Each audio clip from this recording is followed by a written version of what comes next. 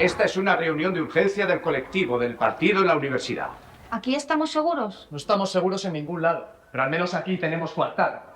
Es una sesión de nuestro cineclub y estamos viendo una película. ¿Qué película? Muerte de un ciclista de Bardel, me la ha dejado el mismo. ¿La habéis visto?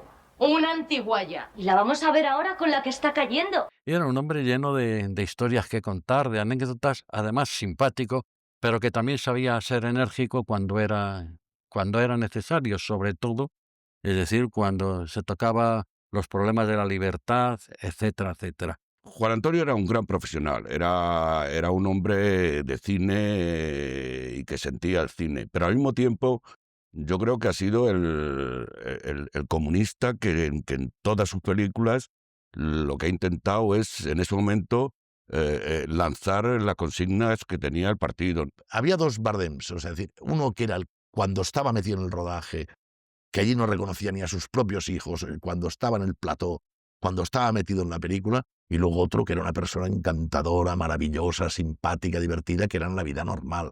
Ese aspecto hosco que parecía que tenía y que a veces lo demostraba, no significaba que luego en las relaciones personales fuera una persona dulce, cariñosa y encantadora. Darlene era un hombre, está claro, con un ideólogo, en que funcionaban muchas ideas, que tenía las ideas claras, pero era un hombre dotado de una gran sensibilidad. La imagen que se tiene de él es el del militante de hierro, es decir, un hombre con unas convicciones ideológicas y políticas muy profundas que le llevaban en cierto sentido a ser incluso dogmático. Él aparentemente parecía muy seco, pero luego era un ser encantador, un buen compañero, una maravilla de persona.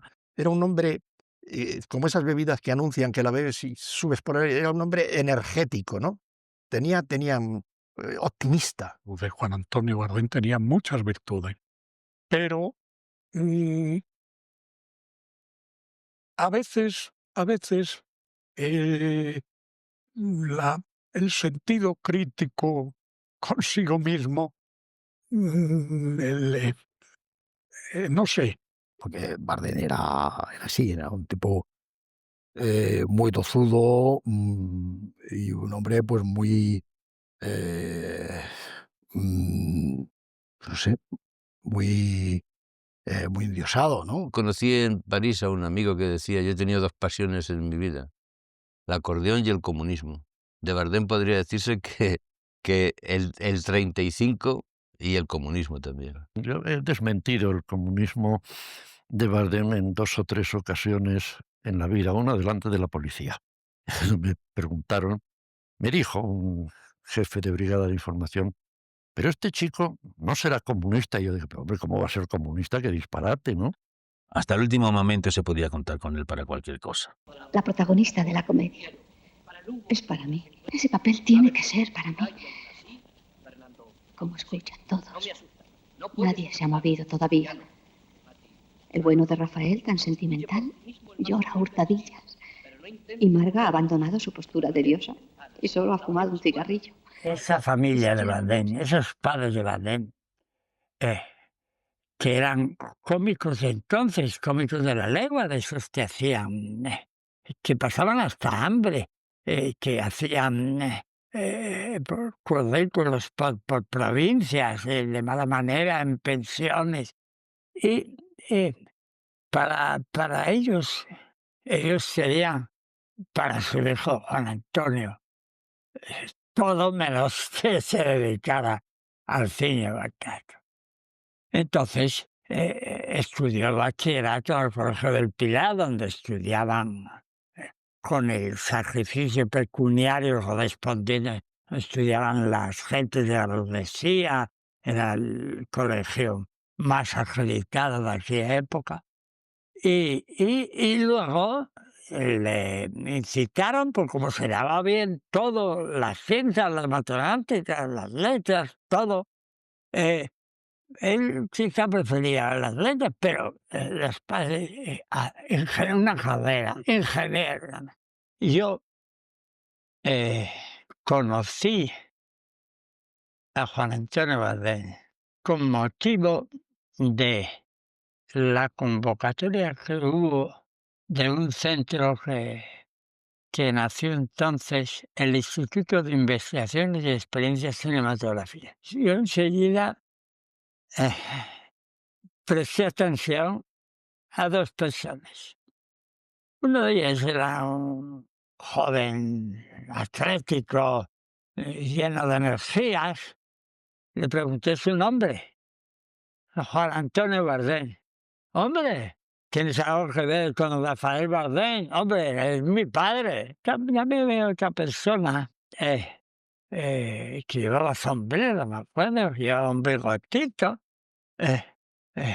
¿Cómo te llamas? Luis Berlanga. ¿De dónde eres?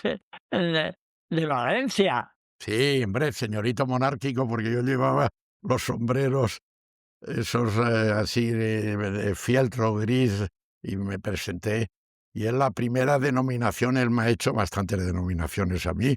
Fanfarrón negativo, el señorito monárquico, por lo del sombrero. E inmediatamente, a lo largo de ese primer día, ya surgimos 3 personas, 3 de los que nos íbamos a presentar, que nos constituimos ya diciendo, ají, los únicos que sabemos, y a pedantizarnos inmediatamente, que fueron Florentino, Bardén y yo. En el ejercicio final del curso de tercero, él, ¿qué tal? Le suspendieron su práctica. Es Aeropuerto de Barajas. Él mismo reconoce que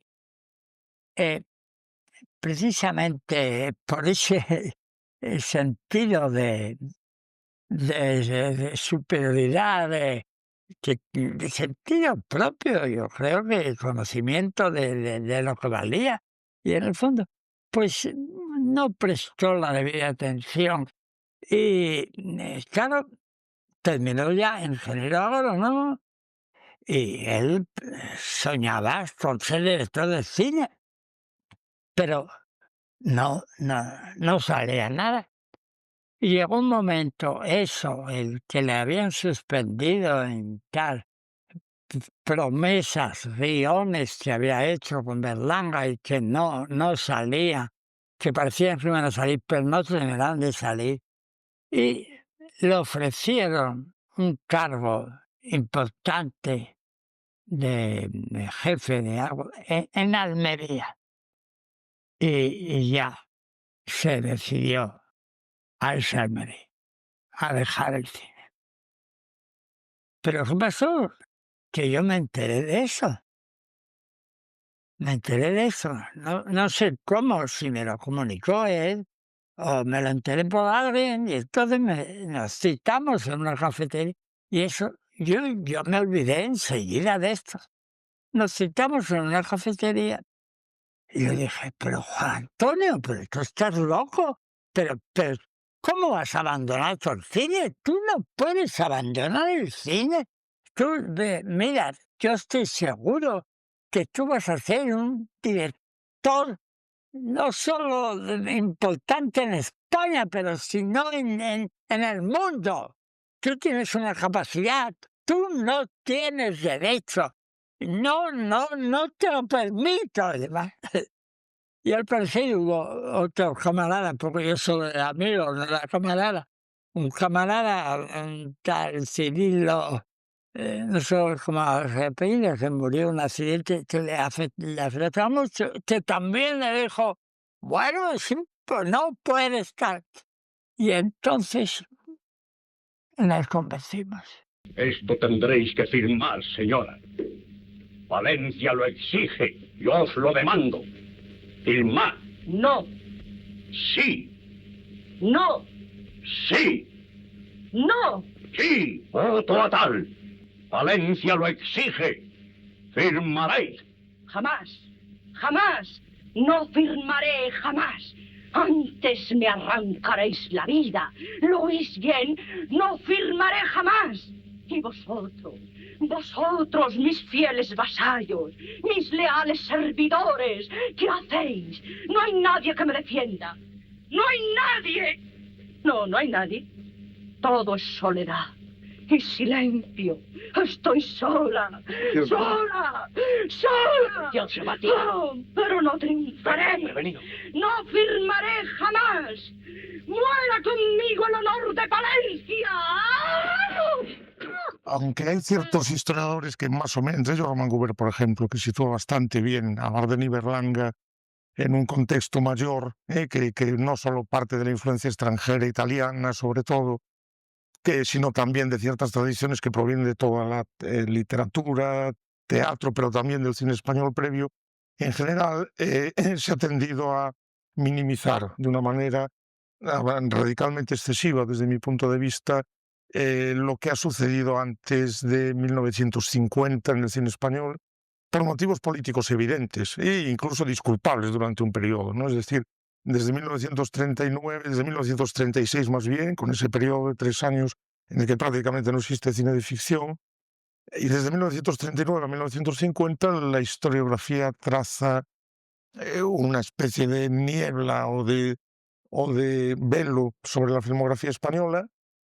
Se escribe sobre ella porque no queda más remedio que escribir sobre esa filmografía, pero para destacar exclusivamente el poder de la censura, el cine militar, la influencia del Estado, las referencias al régimen, etc. Pero no se lee el otro punto de vista que existe, y existe de manera muy fuerte, que es la continuidad con muchas dificultades, pero continuidad al fin y al cabo, con toda una serie de tradiciones que provenían de la República y que se sustentaban sobre todo en la construcción de un referente popular de raíz sainetesca. Estoy hablando de las películas de Jerónimo Miura, pero también en algunas películas de Rafael Gil, escritas por Miguel, en las películas algunas de Antonio Román, incluso en comedias de Sáenz de Heredia, por supuesto en Neville, en muchísimas películas de los años 40 que normalmente han sido sesgadas, explicarían de una manera mucho más convincente y lógica la importancia, sobre todo la profundidad de ciertos planteamientos de puesta en escena que las primeras películas de Bardem y Berlanga, juntos y por separado, tiene a principios de los años 50. Aunque La pareja feliz hay una cosa rarísima también, cosas que no las sabréis, que más o menos, pero casi al 80%, hicimos una cosa que sin embargo funcionó. Yo no digo que haya sido una película maravillosa, ¿no? Que nosotros cada secuencia la escribíamos uno y la secuencia que seguía otro, o sea que no estábamos de acuerdo los dos.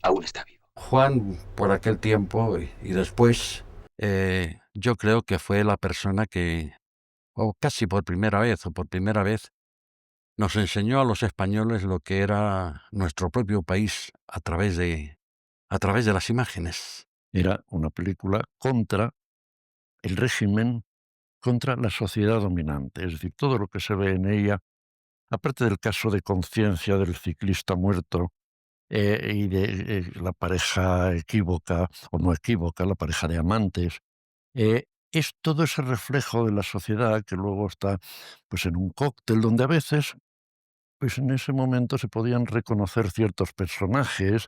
Creo que fue en el año 53, 54, en la época de las conversaciones de cine de Salamanca, que tuvieron un gran significado en el terreno cultural y en el terreno político. Es decir, Juan entonces en Salamanca, con otro grupo de personas, hicieron unas declaraciones señalando, en un tiempo en que la cinematografía española era una especie de factorías ideológicas, culturales, es decir, al servicio en general, del miserable poder reinante. Él dijo entonces que el cine español era industrialmente raquítico y políticamente ineficaz y y alguna serie de epítetos. Que yo creía que era el único que ha atacado ferozmente las conversaciones Salamanca y sobre todo su quinto pentagrama, si es que le llamamos pentagrama, porque nunca sabemos decir lo que son esas 5 cosas, de que industrialmente raquítico, porque es que me indigné al mes de los 2 meses de terminar, cuando empezaron ya los productores a frotarse las manos de ver que ya queríamos rodar todo en la calle, y empezaron a desaparecer los estudios y eso. Nosotros teníamos una industria fabulosa, ¿eh? Berlanga dice, pues hombre, se perdió con eso del nuevo cine rodado en exteriores, en interiores naturales, etcétera, etcétera. Se perdió toda aquella estructura que había de estudios y demás, que era muy útil. Bueno, pues sí, pues esto es una parte de la verdad, ¿no? Es una parte de la verdad. Es cierto que se perdieron muchos estudios que había y que podían ser útiles. Pero también es cierto que con los nuevos sistemas de rodaje y tal, pues también se hizo un cine más libre, más independiente. Hombre, es que el cine español era plano, era lo que dijo Bardem, era absolutamente un diagnóstico perfecto, ¿no? Políticamente inútil, en fin, que era económicamente falso, socialmente falso, o sea, que era un cine que no tenía sentido, ¿no? Entonces, para Bardem éramos las bestias negras en aquellos momentos, porque nosotros decíamos, ¿qué trata de hacer Salamanca? Trata de arreglar el aparato, trata de arreglar el sistema del franquismo y hacer un cine coherente y tal. Nosotros lo que queremos es romper con esto. O sea, nosotros queremos que el cine sea absolutamente algo libre, que haga a la gente, que sea de agitación, que sea provocador, no que el Estado proteja bien, organice bien el cine. No deja de ser cierto en algún sentido que esa potentísima proclama de Bardem tendió a poner el último ladrillo que faltaba, y si faltaba alguno, para hacer una tenaza decisiva que no solo iba a hacer estallar definitivamente todo lo que de interesante podría haber habido antes. Es decir, como más de una vez se ha señalado y escribió en más de una ocasión Julio Pérez Perucha, en cierta forma José María García Escudero desde la Dirección General de Cine y Bardem desde el Partido Comunista dicen lo mismo, que no hay ningún cine importante hasta 1955, más o menos, hasta Esa pareja feliz, etcétera, y que por lo tanto todo eso se puede resumir en 100 palabras. Es decir, desde el falangismo conservador y católico, medianamente civilizado, que de alguna manera representaba el director general de cine, y desde el Partido Comunista las posiciones eran iguales. Yo no estaba de acuerdo que el neorrealismo italiano se pudiese trasladar al 100% aquí a España, porque aquí en España no había el neorrealismo, en Italia sí, porque todo el mundo era absolutamente del mundo del cine anti-Mussolini, antifascista. Pero aquí en España pues había gente, y en el mundo del cine y todo, que no. Y entonces esto de testimoniar de todas estas cosas a mí no me acaba de gustar, y se concretó con que a los 2 años o 3 ya no quedaba prácticamente ningún estudio en España. Te digo yo que el banco de este se está quedando con todo el pueblo. Oye, Calvo, ven, fíjate. Es listísimo. ¿Quién? Ese, José María. Pepe el Calvo. Menudo abogado y menudo pin. Ahí va, la mujer de mi jefe. Buenas tardes. Buenas. ¿Qué, paseando? Sí, venimos de la novena. ¿Y ustedes qué? Ya ve. No creo que se conozcan, ¿verdad? No, la señora de Pérez Ramos, doña Victoria. ¿Cómo está Federico Ríos. Encantada. Lo siento, no tengo el gusto de... Ah, yo creí que se conocían. De vista. Una amiga, Isabel Castro.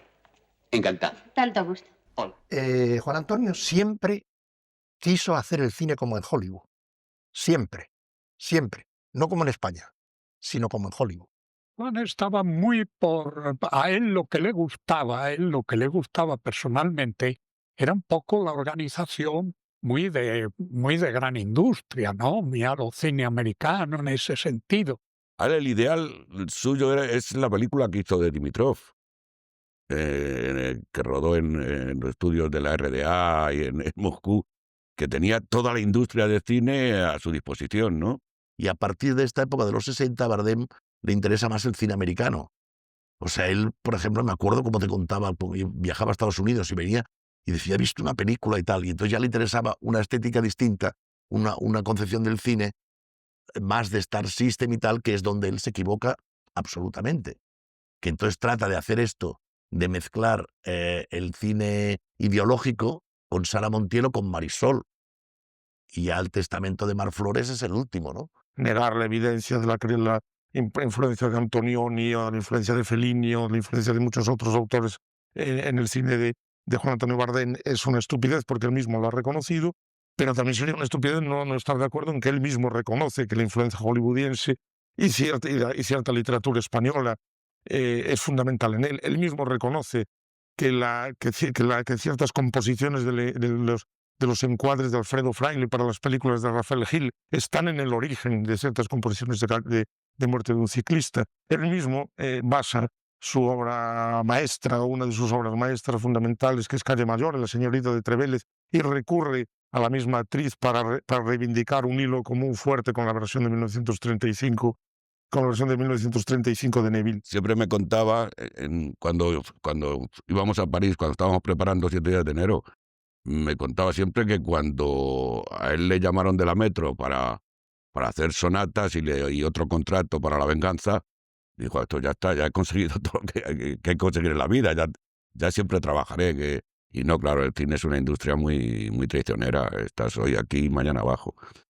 Él tuvo bastantes enfrentamientos con gente de la profesión, porque siempre era como el Pepito Grillo, que intentaba pues que militaran, que por lo menos firmaran manifiestos contra penas de muerte y toda una serie de cosas, y por desgracia pues a veces la gente de la profesión no les respondía. Los exhibidores son los que habían ganado la guerra, era el jefe de falange de los pueblos el que se hacía con el cine del pueblo. O sea, que esa estructura siempre, a Bardem le ha costado mucho meterse ahí, implantarse ahí, había que tener un carácter y había que enfrentarse, porque iban a por él. Tenía la pasión del juego, y el que tiene la pasión del juego ya se sabe que él siempre gana el garito o el casino. Él era suficientemente lúcido para saber que no se salía vivo de un garito, que te pelaban. Yo hablo de esto porque no va en menoscabo de su leyenda como hombre que sabía andar más allá del horizonte, como era un poco la razón y la conciencia de nuestro tiempo. Era un hombre de una gran solidez y en apariencia, como te digo, grave, serio, pero tenía un corazón muy joven y muy bohemio. Saludamos las crecientes aspiraciones manifestadas en el seno de los trabajadores socialdemócratas por un frente único con los comunistas. En este hecho, nosotros vemos el incremento de su conciencia revolucionaria y el comienzo de la superación de la división en la clase obrera. Consideramos que la unidad de acción representa una condición actual indispensable y es el camino más seguro para la formación de la unidad política del proletariado. Él habla que un día en el 43, paseando por el Retiro con un médico y con un ingeniero de caminos, al que conocí, que era inspector o que fue inspector general, uno de los inspectores generales de la Renfe, pues decidieron constituirse en célula del Partido Comunista sin ningún contacto con nadie en aquel momento. Para él el cine era un arma política. ¿Y de qué política?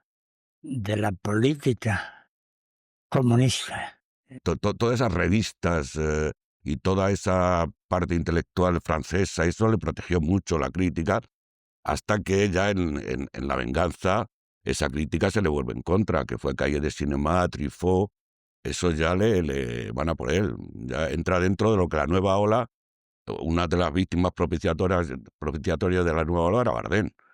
Yo recuerdo, por ejemplo, en esta película de Una fiesta por la democracia, a él le tocó un papel bastante ingrato, que fue cuando la lluvia arreciaba de forma impresionante, es decir, era aquello el diluvio universal. Estaban cayendo rayos y truenos, tal. la dirección del PC decidió suspender la fiesta. Entonces a Juan Antonio Bardén le tocó la difícil tarea de subirse al escenario, coger el micrófono, decir que la dirección del PC había decidido suspender la fiesta y que todo el mundo se tenía que marchar a su casa. Todo el partido ha estado trabajando con enorme tesón, sacrificio e ilusión para hacer esta fiesta del partido. Y cada uno de los camaradas y militantes que han participado en la preparación de esta fiesta ha puesto lo mejor de sí. Sin embargo, las cosas no han rodado bien, porque todos los que hemos estado aquí trabajando en la fiesta y vosotros que venís en tan distintos y lejanos lugares, hemos estado soportando muchas horas de lluvia. Y en ese momento se encontró con una auténtica rebelión popular. Es decir, que la gente que estábamos allí, unos porque estábamos rodando y queríamos seguir haciendo nuestro trabajo, y luego los miles de militantes que habían venido a veces desde fuera de Madrid, de todos los sitios de España, que habían viajado durante todo el día y demás, pues se negaron a aceptar esa orden. Y entonces empezaron a protestar y a decir que, aunque estaban empapados, aunque no se pudiera celebrar la fiesta tal como estaba inicialmente previsto, es decir, que no iban a haber actuaciones de cantantes, que no iba a haber casi nada, que querían quedarse allí y reflejar a través de esa decisión suya lo que coreaban con un grito que era muy popular en aquel momento, que decía: así, así se ve la fuerza del PC. ¡Así se ve la fuerza del PC! ¡Así se ve la fuerza del PC! ¡Así se ve la fuerza del PC! ¡Así se ve la fuerza del PC! ¡No! ¡No nos gobernarán! ¡No! ¡No! ¡No nos gobernarán! ¡Que no crean que a cada prueba no nos gobernarán! ¡Ni tampoco la lluvia no nos gobernarán! Entonces Juan Antonio Bardén fue desobedecido en aquel momento, es decir, la gente, digamos, de base que había acudido a la fiesta se negó a aceptar la orden de marcharse a su casa, y los que estábamos rodando decidimos, a pesar de que él era el coordinador de aquel proyecto y el que había conseguido el apoyo del PC y que el PC pusiera dinero y demás, nosotros decidimos seguir rodando. Y supongo que en un primer momento le debió sentar mal. Primero porque supongo que a él no le apetecía nada ese papel de ser el portavoz de las malas noticias. Y en segundo lugar porque vio que la gente no le hizo ni puñetero caso. Sin embargo, cuando se terminó la fiesta y sobre todo cuando todo el material que habíamos rodado se reveló y empezamos a trabajar y vio, digamos, el carácter épico que precisamente había tenido aquella fiesta por enfrentarse con todas las dificultades del mundo, se dio cuenta de que habíamos tenido mucha razón los que decidimos seguir rodando y mucha razón los que decidieron seguir allí. A pesar de que algunas veces, como a todo el mundo, le pudiera rondar una cierta melancolía por lo que pudo haber sido y no fue, de todas maneras era un hombre al que el desarrollo de la historia, de un cierto optimismo histórico, digámoslo así, en esa dirección. Y pensaba que los problemas del desarrollo de la humanidad, los problemas que estaban planteados, no tenían ni iban a tener solución dentro de este sistema. Y que de una manera u otra, es decir, como río Guadiana, que aparece y desaparece, el problema del cambio social, el problema de la revolución, volvería a plantearse. Él decía que, bueno, con que, me decía Armando, con que nos encontremos tres, ahí está el partido. Para formar una célula no hace falta más que 3 militantes, como ocurrió en el 43.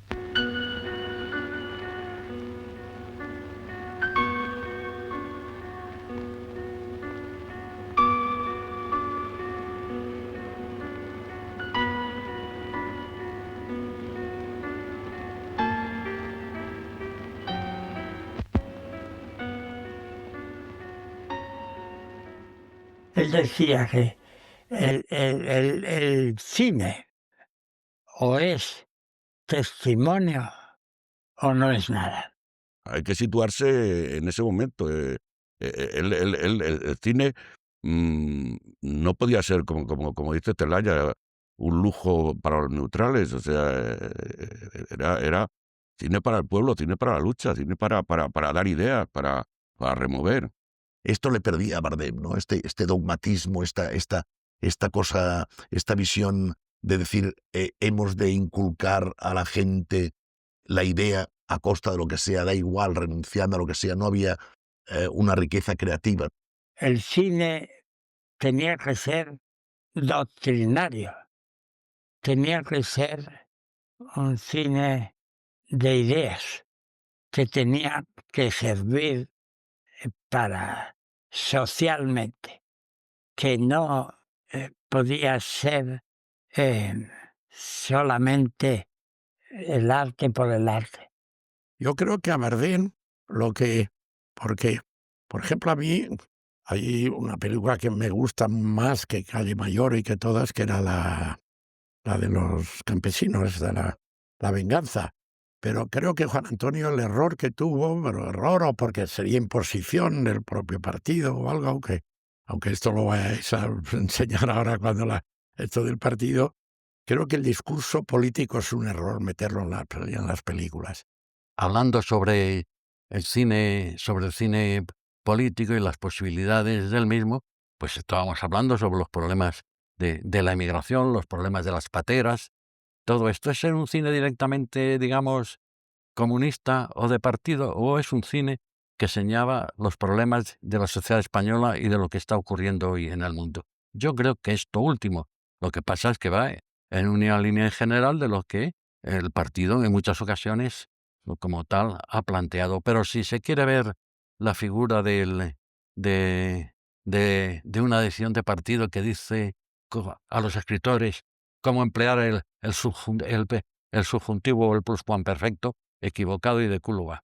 Yo creo que no escribía el dictado. Yo creo que él interpretaba, o sea, la política general que él mismo contribuía a diseñar dentro del Comité Central del Partido Comunista, e interpretaba, se ponía él al servicio sin consultar ni nada. O sea, quiero decir, no creo que hubiera ningún tipo de censura interna o de discusión interna sobre las películas de Bardem, sobre cómo debía ser la siguiente película de Bardem. No. Él se asumía a sí mismo como el encargado de hacerlo. Mal que bien.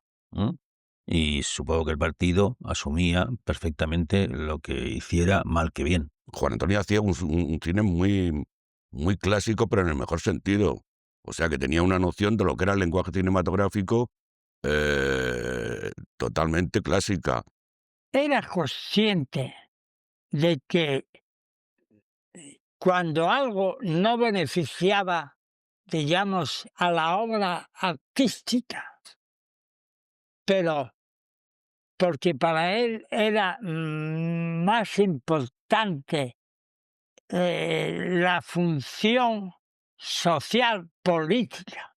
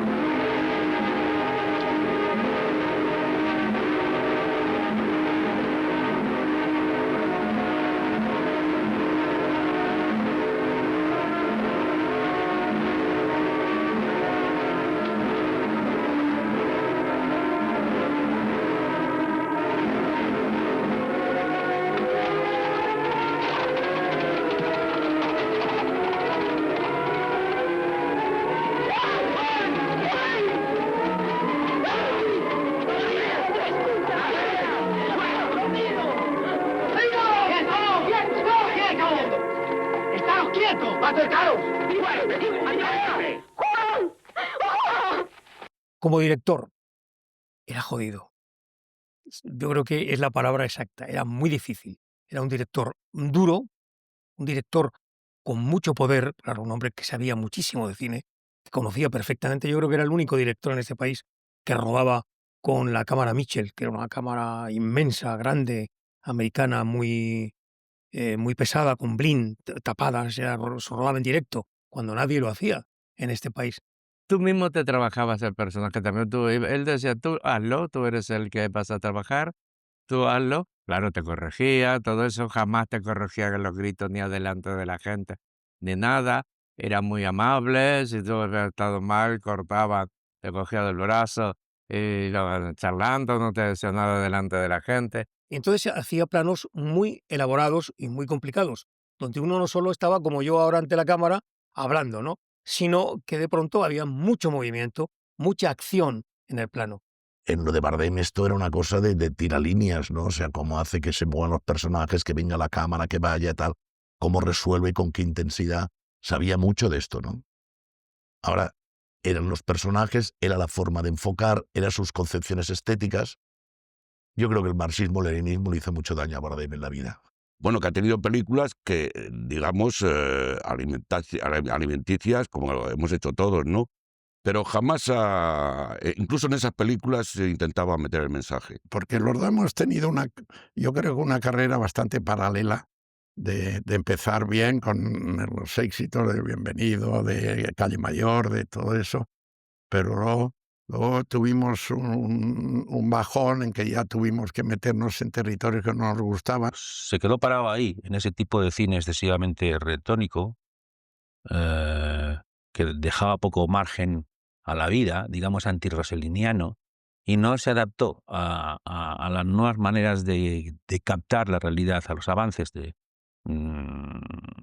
análisis cinematográfico, ¿no? Él, me acuerdo que Agustín Amado se ponía a la máquina y Bardem le dictaba las cosas que pero entonces se llevaba a veces a hacer los guiones no literarios, sino hasta técnicos. Y estaba el plano general, tal y cual, el traveling, tal, plano medio. O sea, que ya dominaba Bardem la planificación, como luego se manifestó. Permaneció fiel a sus principios, ¿no? Donde valoraba muchísimo el montaje, el storyboard, en la línea un poco también del cine soviético, la fotografía, el encuadre. Sobre todo, uno recuerda los encuadres, o sea, los encuadres donde el actor tenía que ocupar un sitio muy como en una jaula, un sitio muy preciso dentro de esos encuadres, porque lo que separaba en el encuadre era el ángulo de cámara, el tipo de objetivo empleado. El encuadre ya decía algo antes de que el actor hablara, ¿no? Que te llamara Juan te daba un caché importante dentro. He trabajado con Juan Antonio Bardem, pues eso. Siempre era importante y aprendías. Técnica, sabía un montón y aprendías muchísimo cómo te debías desarrollar la acción en un primer plano, en un plano medio, en un plano americano. Sabías con qué objetivo trabajabas, te lo decía siempre. Vamos a trabajar con tal, un 35, con un 25. Siempre te lo decía. Con lo cual, y te explicaba cuál era el objetivo. Por lo tanto, tú sabías cuál era tu marco de acción dentro de ese objetivo.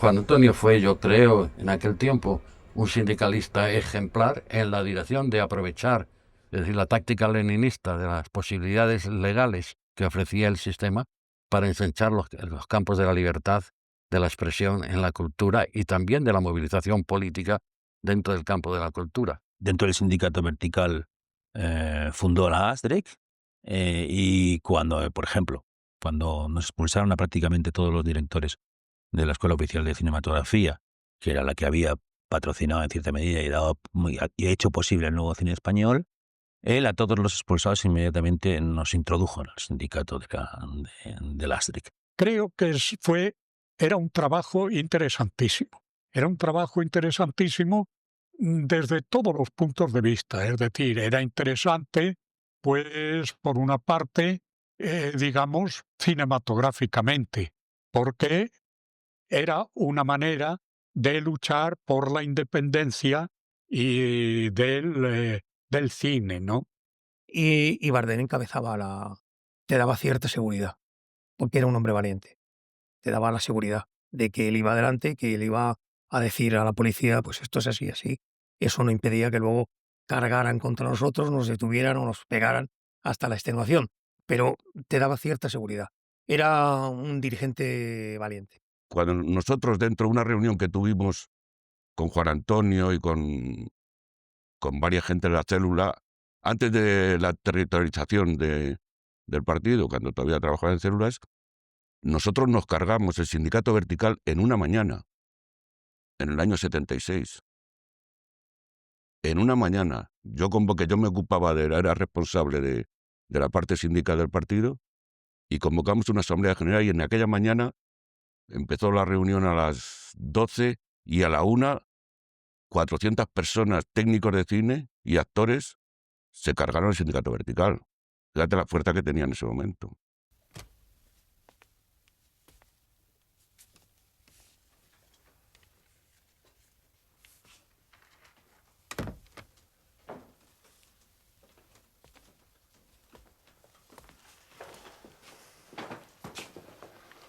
Nada, ¿verdad? No, señor, no. Y llevamos más de 10 horas con él. Está bien entero y aguanta lo que le echen. No ha abierto la boca ni una sola vez.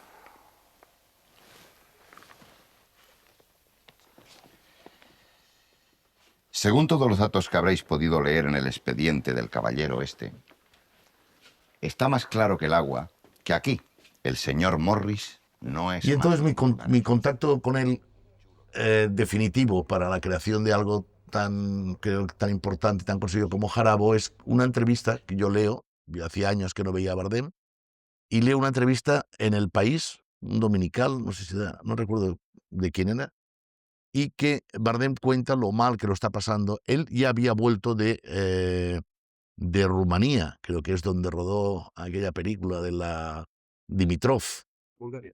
que en Bulgaria era así, que rodó Dimitrov, y entonces, bueno, ya estaba agotada hasta la vía soviética, imagino, después de aquella película ya no tenía. Y entonces en la entrevista se quejaba de su situación, ¿no? Es decir, que no tenía trabajo, que tal, que no sé qué, que el cine, tal, que le cerraba las puertas a alguien como él. Y contaba que había ido incluso a pedir trabajo a una compañía de publicidad que buscaban realizador de spots, y cuando se presentó dijeron, hombre, don Juan Antonio Bardem, pero usted esto, no sé qué, es una broma. No existía la cámara oculta, entonces hubiera podido ser, decía, como usted, y no le dieron el trabajo, ¿no? Entonces, como él mantenía siempre esta historia, yo soy un obrero del cine, soy un profesional del cine, y yo quiero trabajar en el cine. Y entonces yo, que andaba preparando la serie de La Huella del Crimen, entonces dije, caray, Bardem, si hay una época que conozca bien, son los 50, es este mundo de Madrid, que es el mundo de Jarabo, ¿no? Juan le tenía mucho cariño a esta película, y no solamente que le tenía cariño, sino que antes de morir Juan me llamó para decirme que iba a intentar hacer un remake de esto, ¿no?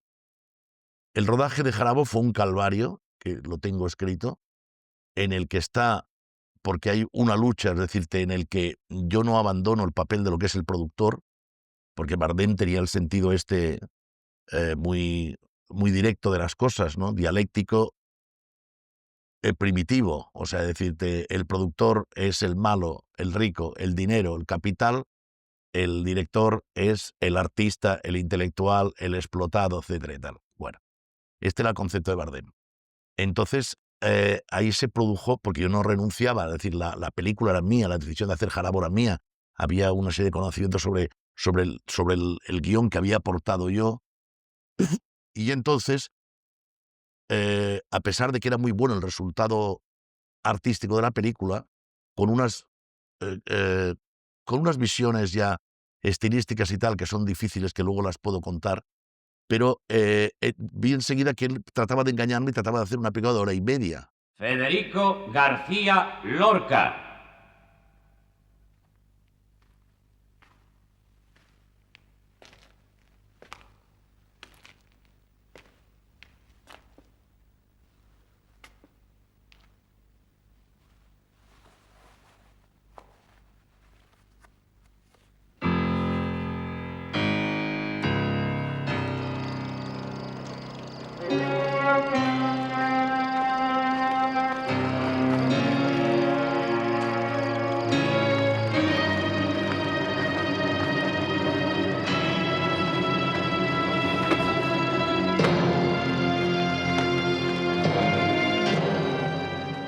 Él tenía muy clara lo que quería hacer, que era la muerte de Lorca.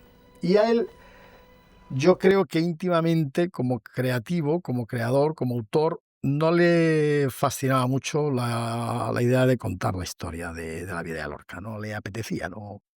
Él nunca acabó de encontrar el hilo de la historia. Y le dimos muchas vueltas. No sé si cuenta en su biografía que nosotros estábamos tan insatisfechos con el guión que le pedimos que se metiera un guionista, cosa que a él no le hacía muy feliz porque, bueno, él era un hombre muy autor y lo de compartir con un guionista que además, el guionista que nosotros le propusimos era un guionista que era director, es decir, Mario Camus, al cual él desde el principio dijo que respetaba mucho y que le parecía que era, en fin, un tipo que él respetaba y tal. Y bueno, lo aceptó. Lo aceptó. Mario hizo, yo creo que muy buen trabajo. Y la verdad es que luego Juan Antonio hizo lo que le dio la gana. ¿Y el cine? El cine. Resulta que todas las películas geniales que yo quería hacer ya estaban hechas. Potemkin, La Gran Ilusión, Ladrón de Bicicletas. Pensaré algo estupendo, ya verás. Yo nunca pierdo la esperanza. ¿Y sigues en el partido. El Partido Comunista de España. ¿No te lo había contado? Sí, señor. Fracción incombustible. ¿Te acuerdas de Ronald Colman? En Doble Vida, haciendo de Otelo y diciendo: apagaré la luz y después apagaré su luz. Pues no, yo no apagaré nada. Gracias, Ricardo. Bueno, es tarde, tengo que irme ya. No dejes de llamarme nunca, ¿eh? Descuida.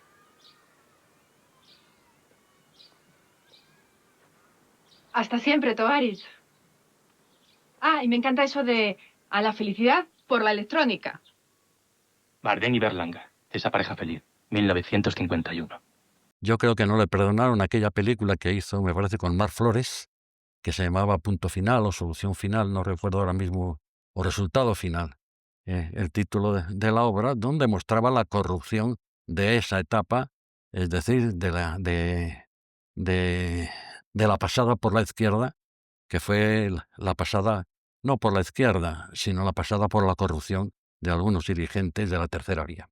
Y luego se empeñó en hacer una cosa sobre Calle Mayor que era, bueno, que de hecho incluso consiguió ayuda del Ministerio para desarrollar el guión y mucha gente que le decía que sí, aunque luego cuando él se daba la vuelta decía, joder, qué locura eso, joder, lo que va a hacer tal, no sé qué, ¿no? Bueno, yo hice todo lo posible porque esa película no se hiciera, lo confieso. Yo hice todo lo posible porque esa película no se hiciera. No, porque me parecía que era una lástima. O sea, porque la idea, no sé si él cuenta en qué consistía la idea era, tantos años después, traer a Bessie Blair, pero más que a Bessie Blair, al personaje, y hacer como una especie de docudrama, de reencuentro con los personajes. Una cosa que sonaba muy moderna, pero que era más antigua que la leche y que no tenía ninguna posibilidad, porque él quería morir matando, y él le hubiera encantado morirse rodando en la vuelta de Calle Mayor, porque él era así, ¿no? El año pasado, en la fiesta del PC. Y ya cuando me llamó, yo estaba ya quedado. Y además se lo dije a Virginia, vine muy, muy impresionado. Me tuve que ir llorando porque ya estaba en estaba en una silla de ruedas y entonces se levantó con 2 cojones y se levantó para cantar la Internacional. Yo estaba dando en Tudela una charla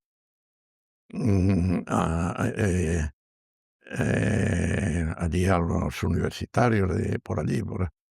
Y entonces en un momento ya que estaba finalizando, entonces dije que bueno, que aún estábamos, las 2 palmeras estábamos aún de pie, pero que la mía ya no daba frutos porque yo ya me había retirado de eso, y la otra aún puede dar todavía frutos, que era Juan Antonio. Y en ese momento se abre la puerta, me hacen así y había fallecido. Hombre, el legado que él deja, más que cinematográfico, es cinematográfico, pero es también humano, ¿no? Es el compromiso con la realidad, la denuncia de la realidad. La necesidad de unir la vida y el cine, o sea, no separar lo que era la vida real, los problemas que interesan a la gente, la situación de las clases menos favorecidas, de los oprimidos y demás, eso ligarlo con el cine. Pues quizá cualquier director español de hoy que cuide las películas, que haya una finura, seguramente de eso tiene parte de mérito, o todo el mérito, Bardem. Que lo mejor de Bardem puede estar en el cine, quizás hoy que parezca más alejado desde el punto de vista formal, pero que encierre una tradición con una cierta mirada, y con un cierto discurso. ¿Por qué no? Yo prefiero pensar que la lección de Bardem puede estar más incluso en las horas del día que en los lunes al sol. No tiene herederos. Ya nadie hace cine como Bardem. Siempre me recordaba al personaje de Sopa con cebolla, aquella mujer que dice, todos éramos del partido. Pues mi marido se fue cuando el 20 Congreso, mi hijo se fue cuando lo de Polonia, cuando lo de Checoslovaquia. Iba contando los desastres. Dice, yo es la única ya que vendo cada día o cada domingo el periódico del partido, porque si no lucho, muero. ¿Cómo le gustaría ser recordado? Pondríamos en la losa sepulcral eso de lo intentó. Lo intentó.